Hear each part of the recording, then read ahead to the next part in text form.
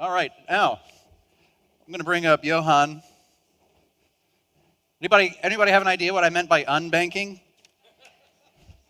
Warren does. How you doing, buddy? Great. Okay. Good to be here. Good. Thanks. Okay, this is for you. Let's have a seat. If I have any, I'm sure we've got quite a few SMPI subscribers in here. This is Johan. Johan is Monetas. Good to meet you guys. Yeah. Yeah. This is, Johan is one of the people that is changing the financial system as we know it. We've talked about this before many times. The financial system changes from time to time, right? The financial system always resets. There's never a reserve currency or a dominant financial system that's always going to stay in the same place in the dominant position. These things always change. And why do they change? They change because of advances and changes in technology, which is exactly what we have right now. The conventional banking system in the world is essentially the same system that they've used for at least 150 years. The fact that they have online banking doesn't really matter. It was just a slight iteration. You can go and check an account balance. They still have a lot of pieces of paper running around, and they have some central bank that's dictating what the money supply is, and the smaller and the larger commercial banks that are dictating terms, and the smaller banks, and these wire transfers, and this hierarchical system, and so forth. It's the same way that they used to do this, even 100 years ago or more. And now all of that's changed.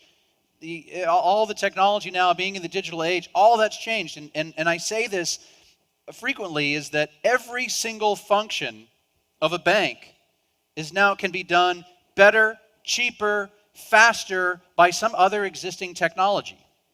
You can now send money instead of having to go to a bank and send wire transfers and so forth. There are any number of services online that you can go to and send and transfer money that way. Of course, you can even use digital currency, obviously, to transfer money, which is better, faster, cheaper, and more private and so forth. We talked about the foreign exchange example, with one of our entrepreneurship camp students who just went to Facebook, basically, and used the social technology that's available to circumvent the middleman and eliminate the bank from that equation. Every single thing out there that banks certainly right now dominate all these different financial transactions can be done better by the existing technology. So the technology already exists to make banks completely irrelevant. The only thing that really depends on banks really going away is the adoption curve. How quickly do most of the people in this room adopt that kind of technology where instead of saying, well, I got to go out and get euros, let me go to the bank and or one of those stodgy Forex trading companies that charge you obscene fees at the airport. Did anybody do that when you got to Mexico? Did anybody take dollars and get pesos at the booth and get charged like 7.5%? I mean, it's crazy and totally not necessary anymore. Every one of those functions of a bank, you can go out to any number of peer-to-peer lending sites and get a loan from people. You can get a mortgage online through, basically through the cloud, through the crowd. All this stuff is available. You don't need a bank anymore for the vast majority of functions they used to be required for, and that's really exciting. It's a huge opportunity. What Johan has at Monetas is essentially a way to bridge the old way of doing things and the new way of doing things. Is that a pretty accurate summation? Yes. One analogy you could use is mail, like communications. In the olden days, you would send a letter. Virtually all countries had one post office that was running the entire country. So if you wanted to send a letter, there was only one way. You had to go to the post office. And it would cost you several dollars if you sent something internationally, take days to weeks to arrive. And then the internet came along. And you could send an email, you click the button, and it's there. But the internet isn't centralized. You've got all these different internet service providers. Anyone can be an internet service provider. And when you click the button, you don't even know who it's going through, but it gets to the destination in a second. And it costs you nothing if you have an internet connection. And that's what we want to do with Monetas. So instead of having to go through a centralized financial system where it costs you a ton of money to do it, and it takes you days or weeks even sometimes for the money to arrive, you can send it without even having a bank account. All you need is a mobile phone. I mean, today, in this group, most people have a bank account. We're very lucky. But we don't realize that most of the world does not have financial services. In Asia, it's about 60% of people who do not have a bank account. In South America, Latin America, it's about 65%. In Africa, 80% of people do not have financial services. But they have mobile phones. They have mobile phones. Right. So everybody has a mobile phone. And with our system, all you need is a mobile phone. So people already have what they need. They go to an app store like the Google App Store or the Apple App Store. They download our app, and that's it. They can do financial transactions. Now, I want to take a step back a little bit because to properly frame this discussion, we have to talk about digital currency. And digital currency, just for the sake of ease, we'll just say Bitcoin. Now, there are a lot of different digital currencies out there, but just out of curiosity, who thinks Bitcoin is bullshit? Don't be afraid, it's okay. Yeah, who thinks it's a total scam? Who thinks that it's game-changing technology? And who doesn't have a clue? Okay. I had this discussion recently when I was in Puerto Rico with some of our distinguished faculty, and I had to kind of explain it in a way that's like this. And Jim Rickards is actually very clever about this. He and I are having a phone call. We talk occasionally, and I remember it was right around the time that the IS or ISIS or ISIL, or whatever they want to call themselves, started accepting Bitcoin for certain things. And Jim said that was kind of interesting that they were dealing essentially in gold, and this terrorist group dealing in gold and Bitcoin, using the world's oldest money and the world's newest money. And he said, what a lot of people, Jim said this, what a lot of people sort of fail to realize is ultimately that the dollar is a digital currency, right? All those little pieces of paper that you have in your wallet, that's a tiny fraction of the total money supply. Very small fraction of the money supply. The rest of it is just digits on a ledger, on a balance sheet somewhere. It all exists digitally. And when one bank wires money into another bank, all they're doing is just moving digits on this balance sheet. That's it. They're just crediting one and debiting another and so forth, and that's it. So the fact that there's another digital currency out there isn't really all that far-fetched. If you consider like that, like Jim's saying, that the dollar, the euro, the renminbi, and so forth, these are ultimately digital currencies because the pieces of paper that supposedly back that up is a very, very small percentage of the money supply. It's not so esoteric. The thing that I think we can appreciate about it, and the thing that I always stress to people is maybe Bitcoin is the technology, maybe it's some later iteration or 2 versions, 3 generations from now, because they do have new, different types of digital currencies that come out. But I think the thing that I certainly appreciate so much about Bitcoin and about digital currencies in general is that they're decentralized.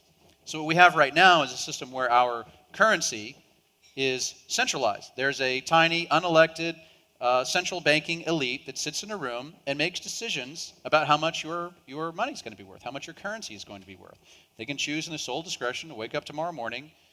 Mario Draghi, Janet Yellen, any of these guys can wake up tomorrow morning and say, the euro is going to be this, we're going to print this much money, we're going to raise interest rates, we're going to lower interest rates.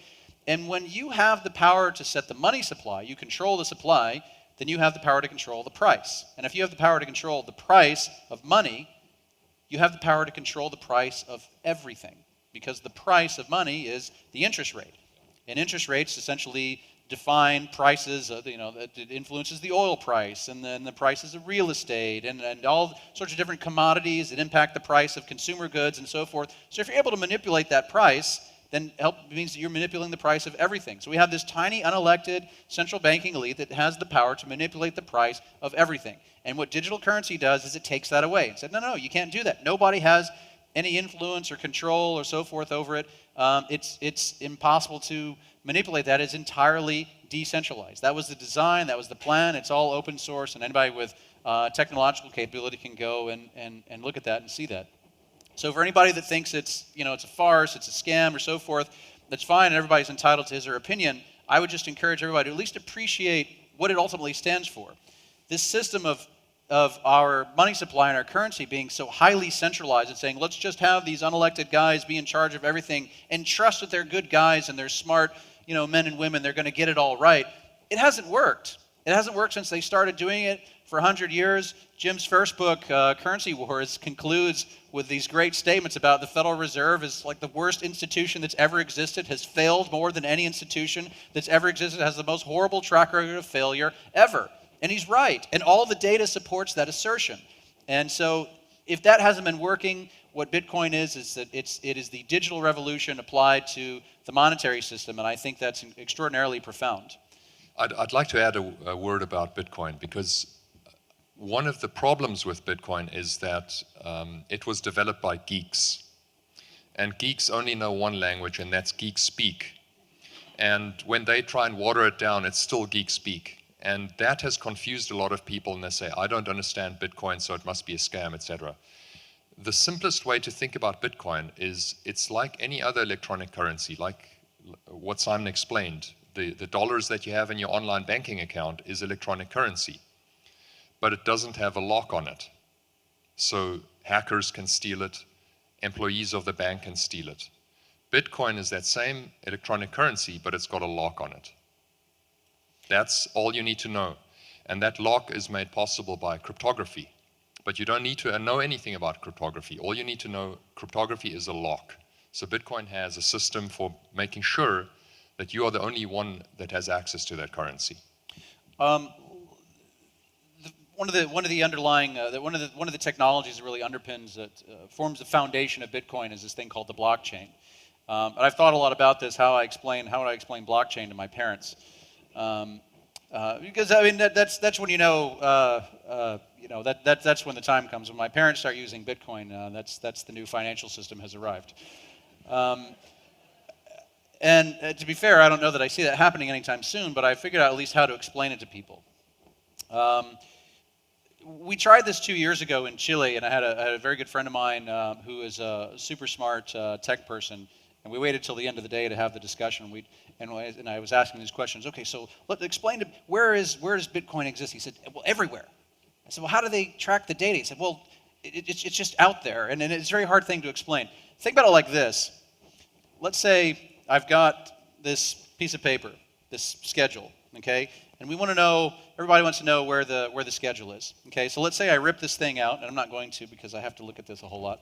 Let's say I rip this schedule out, and I take it through, through a shredder that shreds it into a million different pieces. But before I do that, let's say I make 1,000 copies of this schedule. So I have 1,000 sort of this piece of paper, and then I put 1,000 pages through the shredder. So I got just millions and millions of pieces of this paper. And then what I do is we put it in a machine and mix it all up together. And then what I do is I give everybody in the room a whole bunch of these pieces of paper. And say, okay, you have some, and you have a handful, and you've got a handful, and everybody's sitting there, and they've got all these pieces of paper in their pockets. And then what we do is we just sort of grab a whole bunch of people at random and say, okay, you come, Oren over here, William over here, everybody come over here, Steve, you come over here. And everybody gets together and we start grabbing your pieces of paper. And we have this really smart computer, this algorithm, that takes the pieces of paper, reassembles them, and poof, through all, because we had so many copies of the schedule, there was enough of the pieces of paper, we were able to reassemble the entire schedule back together. Boom, there it is. There's a schedule. We didn't need everybody in the room. A whole bunch of you guys could get up and leave with your copies of the schedule, the shredded pieces of paper in your pocket. You could get up and leave. You could follow Jim Rickards out the door. You could be one of those 500 people and leave. And that's okay because we have enough people. As long as there's just a few people hanging around, we can still grab all their pieces of paper, reassemble it, and come up with the schedule. Does that make sense? Okay. That's actually a good way of explaining it. And well, thank you. It took me a long time to come up with that. And another way of looking at it is that Bitcoin is a way to achieve decentralized consensus. Now, that may sound unknown, but there's the country that Monetas is based in, Switzerland, has a decentralized political system, the most decentralized political system in the world. And they have a system for achieving decentralized consensus. It's called voting. So most countries have this, but in Switzerland you have a bottom-up system, so you have direct democracy. So basically, the point why you want decentralization is if there's a risk of failure of some kind. So that, and Simon mentioned you make a lot of copies of the schedule. The reason you want to make a lot of copies is if one copy gets lost or damaged, you still have other copies. You have backups. So in the case of failure, that's what you want. You want lots of backups. So that's not efficient. It's expensive, but it protects you against failure. Failure coming in the form of technology or an earthquake or abuse of power being the biggest problem. So Bitcoin is a way of achieving decentralized consensus, and it does it through technology, and you can use that technology as a currency. So it's not primarily a currency, but it allows you to use it as a currency. Let's kind of take it a little bit further example. The whole idea now being applied to financial transactions. If instead of saying it's a schedule, let's say Johan and I are doing business, and I say, okay, I'm going to pay you X for this, and I'm sending you X. We have, let's say, a receipt of that transaction that says that I've paid Johan X, and that receipt, same deal. We make a bunch of copies of it, we put it in the shredder, and we pass it around to everybody. So now you all have copies of this financial transaction that's taken place between the two of us. And then now, if we want to actually see and get verification and proof and so forth that this happened, all we have to do is grab a few of you, grab those little pieces of shredded paper out of your pocket, reassemble it, and poof, there's the receipt again. Now you can imagine, if we're doing this with actual pieces of paper, it becomes rather quite an annoyance, really, way beyond petty. But if we do it with digital technology that's available, it all happens in an instant. The algorithms are there. It all happens in the background. You've got a little space on your computer or your mobile device and so forth where there's some of this information that's saved and stored. And as Johan said, now it's secured with advanced cryptography. So there's a lock on your funds and so forth. Or in many cases, it doesn't even have to reside on your computer. Actually, the savings that I hold, the savings that I denominate in Bitcoin, I actually have just written down. It's called cold storage. I have it written down on a piece of paper and locked up in a couple of my safes. And you can do that. And so it makes it actually incredibly robust in terms of the things that you can do. But just like I said, just understand the concept of really what we're talking about. The idea behind it, highly decentralized, so there's no single authority out there that says, okay, we're going to do this and we're going to have this much and this is what this. It's not what it is. Everything is completely decentralized. So every participant in the system, and if more people come into the room to want to use that technology, then every new person that comes to the room, they get those little shredded pieces of paper as well. And so we only need a few you guys in the corner to reassemble the entire system, the whole chain of financial transactions and so forth, to say, okay, what is Johan's balance? Well, we can see that. We only need a few because everybody's balance is out there. Obviously, it's not by your name. It's not going to say Johan and so forth, but every one of these is sort of serialized. It's sort of a cryptographic serial number behind each of these, and it's all there. And any, just a small minority of people can take that information and it can be reassembled very quickly, and that's essentially the way that all of it works. What Monetas is doing is trying to take that to the next level, because one of the things that has made it very difficult to advance this to the next level is very difficult right now to just walk away cold turkey from the conventional financial system.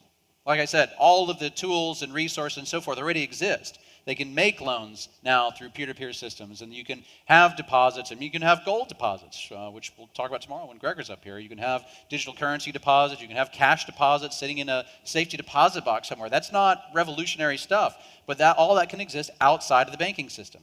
All these things that can exist outside the banking system. It's hard, though, to walk away because how do you transfer the money? How do you get it there quickly and so forth? And this is really where the digital currency comes into play. This is where Monetas comes into play, because what Monetas is ultimately doing is it's creating that bridge between the old financial system and the new financial system, making it possible to conduct financial transactions, integrate seamlessly between fiat currency, gold, digital currency of all different kinds, essentially, and be able to consummate all those transactions in a decentralized environment.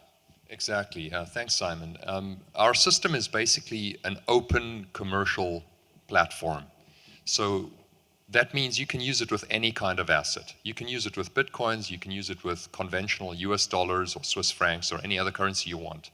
You can use it with oil or with agricultural commodities. Basically any asset that you want to trade, you can use in our system. The reason it's so flexible is the fundamental construct in our platform is a contract, a digital contract. So anything that you can, as a human being, that you can think of that you can put in a contract, you can put into our system. So it's completely flexible and open. And it's designed to integrate, as Simon said, with conventional systems, conventional bank accounts, but also with Bitcoin. So it covers the whole spectrum. So let's talk about what's happening with Monetas. You're based in Switzerland. You're a Swiss company. You've got a great team. Vitas is here somewhere. You've got a lot of really smart people working for you, building out the software. You're launching later this year. Q3, end of the third quarter. And it starts with what's essentially a mobile app then. That's right. We actually already have a mobile app. We can demo it to you if you want. You can come afterwards. Ask Vitas. He's got a couple phones here. We can show you how it works. Now this is early. What would I be able to do if I download your app onto my phone? What would I ultimately be able to do if I want to send John some money? Is that something that I would be able to do? Yes. Basically, both parties need the app. So it's kind of like Skype. If you want to do a Skype call, instead of paying the phone company a ton of money, you both get Skype, and then you can talk to each other over Skype. And we do that for finance. So if you want to send John some money, he downloads it, you download it, and you send him money from your app to his app. And I know you have your own proprietary technology, but it would be similar to what we were talking about with the blockchain, essentially, where there are copies and so forth, and the transaction is there and able to be validated and verified and so forth. Yes. In our system, you don't need a third party. What Simon said in the beginning was you don't need a bank account, but you can have a bank account. You can integrate it with banks. And so how would if I send him some money, how would he be able to go out and use that? Maybe he could pay for some products and services by somebody else who's using the Monetas app, but if he says, you know what, I want to go to the movies or pay off my American Express bill or something like that, how would somebody be able to sort of turn the money in the Monetas platform into something they can use outside of the platform? Right. So this works the same that it's always worked right through history. If you want to change from one asset type to a different asset type, you need to go to an exchanger. Mm-hmm. So this is, if you want to change from, let's say, US dollars into Monetas units, then you go to an exchanger that does that for you. And on the other side, when John receives the money, and he doesn't want to spend it at at a merchant that accepts Monetas, let's say he wants it in Chinese currency, he would go to an exchanger who takes his Monetas credits and he gives him Chinese currency in return. Do you want to talk about gold? Sure, absolutely. Okay. Well, go ahead. I mean, Johan came up to my suite the other day and we started talking about this, and go ahead. Well, we've heard a lot already today about the possibilities for gold making a comeback, and we've talked a bit about Bitcoin now. Bitcoin can sometimes be described as digital gold. It has all the features of gold, but it's digital. The problem with Bitcoin is that the market cap is still very small. The total market cap for Bitcoin is about $5 billion. Now that's absolutely nothing. So when a few people buy and sell Bitcoin, the price moves. And that makes it a very volatile currency. So it's not mature yet for the vast majority of people to use it. And it's going to take time before... And hence one of the reasons why the volatility is so significant. Exactly. So volatility puts people off. And there's some security things that need to be solved in the Bitcoin ecosystem before people are going to be comfortable using it. So gold could be a very good bridge between where we are now and the future when cryptocurrency takes over. And so this would be probably a number of years. And in our system, you can, as I said earlier, you can use any asset type, including gold. So we're in discussion now with people that do gold storage, that gold storage can be converted into our system or linked with our system, and then effectively you have a gold currency. And this gold currency would not be controlled by any government, and you would have the stability of using the world's oldest currency with the world's newest financial technology. So what you're ultimately talking about is a gold-backed digital currency. Exactly. Right. 100% gold-backed digital currency. Now, where would the gold be? Because there has to be some physical gold somewhere. So if I have gold-backed digital currencies, I mean, I've got the gold, what did Mark say, buried somewhere filling my safe with lead and burying it, the gold in the ground somewhere? You could do that. One of the things that's important for a currency to work is that it's got to be fungible. That's one of the core characteristics of a currency. So fungibility means that every unit of the currency is exactly the same as every other unit of the currency. Like if I have a US dollar that's different than your US dollar, and we walk into the store and we've got to first see, well, am I going to accept your kind of US dollar? That's not going to be very practical. So the same thing is true for gold. Let's say that one gold provider is stored in Venezuela and Hugo Chavez could confiscate the gold. And another guy has stored his gold. You understand he's no longer with us? Yeah, okay. No, absolutely. Or another guy is stored his gold in Singapore or Switzerland. Then that gold is more secure. So it depends on where the gold is stored, how secure it is. So really what you want a single gold currency that's in a secure location so that every unit of that gold is the same as every other unit of that gold. Instead of 1,000 different people having stored their gold in 1,000 different places, and it's not fungible between them, you really want one storage provider that stands behind it, that's got the name and reputation. Can you guys think of a gold storage provider that we know who happens to have a facility in a safe place somewhere, maybe, I don't know, Singapore? You guys think of anything like that?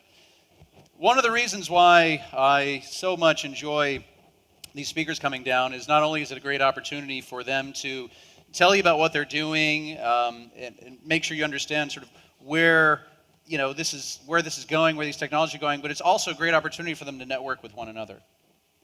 Because now all of a sudden I'm going to be able to put Johan together with one of our speakers tomorrow, who you've all seen, and actually our next speaker, who you haven't seen yet, or have you? And create some rather interesting solutions that I think are financially disruptive.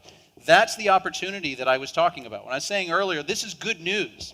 The fact that these central banks are insolvent, the fact that governments are going bankrupt, the fact that retail banks are essentially highly illiquid and borderline insolvent, the fact that there's so much debt out there, this is good news because in every other case in history when there's been a giant reset of the financial system, in every other case in history where there's been game-changing technology that's been introduced that fundamentally resets the way that societies are organized, the way they do business with one another, that's a massive opportunity.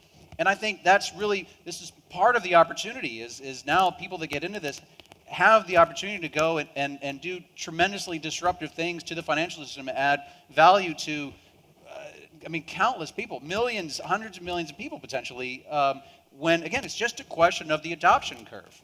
And there's going to be a lot of competing technologies for that. You guys remember there was there's always these, competing technologies, Laserdisc versus Blu-ray or whatever it was. No, I guess it was DVD, and then HD, DVD versus Blu-ray and all that. These are things that happen from time to time. There's competing technologies. One of them is going to win out, and it's going to change the face of society and the way that we engage with one another and do business. I think that what Johan's doing is amazing. I think that Monetas is the platform, essentially what you're building is to be able to conduct decentralized financial transactions, where now all of a sudden we can send money to one another, we can hold savings without the use of the banks, without the use of the conventional financial system, in a way that's secure, in a way that's decentralized and can't be grabbed by some bankrupt government, where it can't be affected by capital controls and so forth. That's really what we're talking about, and that's amazing. And I think again, this is something that's early stage. You said you're coming out with this in Q3? Q3, yes. The company's based in Switzerland. You got how many guys out there right now working for you? 25. 25 people. So this is a real business. It's not just some guy in an app sitting behind his laptop, trying to do something, which is what you really see all too often. As somebody that does a lot of deals. The thing that I always look for is people that actually have a credibility, the knowledge, and the maturity and the experience to go out and actually build real businesses and take ideas and operationalize them and actually turn them into something. This is in no way intended as an offering, but just we've gotten the question so many times ever since people said, "Is that Johan?" So you are in a position, you said you guys were considering, I mean, your expectations are going to be actually cash flow positive very soon, but you are considering potentially another small capital raise. We are in the middle of our third round. The third round is 6 million francs, which is about $6 million, and we're halfway through it. So there's about 3 million left in this current round.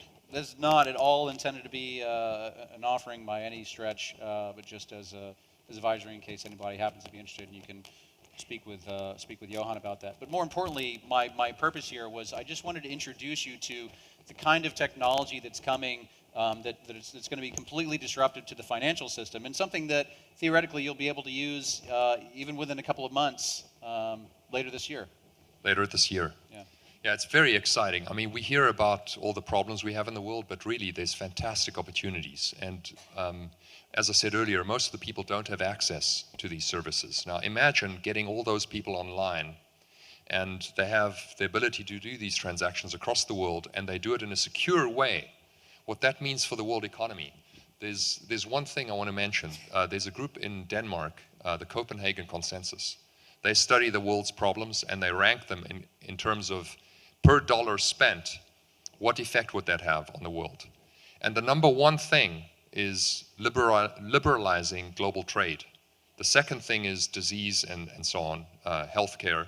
The third one is education. And the interesting thing is, the first one, liberalizing world trade, gives you more than 30 times bigger returns than the second one. And that's because that's the fundamental driver of everything. If you have wealth generation, everything else transforms. If you have more wealth, then you can get educated, you can spend money on healthcare and so on. So it drives everything. So these technologies that are coming out now are going to bring the world online and enable them to lift themselves up. I think as a parting comment, what I'll try and explain is everybody in this room has probably heard of PayPal. If you're trying to understand what's it going to look like, what is Monetas? Yeah, I get it. You know, I'm going to be able to send money to this guy, and he's going to something. If you're trying to figure out what it looks like, think about PayPal. And I'm not saying that Monetas is PayPal, but we can all understand that PayPal is essentially sort of a closed network where you know, Robert can have a PayPal account, and we can send money to each other through our PayPal accounts, and we can, you know, pay for it. You can go online and buy a ticket on American Airlines with your PayPal account. They accept PayPal, and anybody that accepts PayPal, you can transfer money to them through PayPal. And so in a way, it's sort of this closed network where everybody who has sort of credit within the PayPal network, and that credit happens to be denominated in fiat currency, can trade and transact with one another. But PayPal also is connected to the financial system, so that if you want to take money out of the PayPal network and take some of those sort of PayPal credits and transfer it to your bank account and then withdraw it in cash, you're able to do that as well. That's essentially what we're talking about with Monetas, with a huge difference. The difference being that PayPal is entirely centralized. There's this key node, and these guys have control over it. They can freeze your account and do, which if you've ever used PayPal happens a lot. They can freeze your account and do all these sorts of things from time to time. It's completely centralized and they control it. The idea with Monetas and essentially digital currency in general, the whole theme is decentralized, where nobody has any control over it. All the users and the participants have control over it, and that's ultimately the idea. So that's a very good point, just to underline that there's no third party. Monetas never has your money. We just provide software. You download the software, you have your money in your own hands, and nobody else ever has that. No third party, no bank has it. You have it in your own hands. And there's backups for it, so if you lose your device, that's not an issue. But you are the person that has it, and then if you send it somewhere, the receiver has it. It does not go via a third party, as it does for PayPal and the other systems. Hence why in my cryptic code we call it unbanking, because that's really what Monetas represents. So, Johan, thanks so much. Thank you very much. All right, much. looking forward to seeing what you guys can do.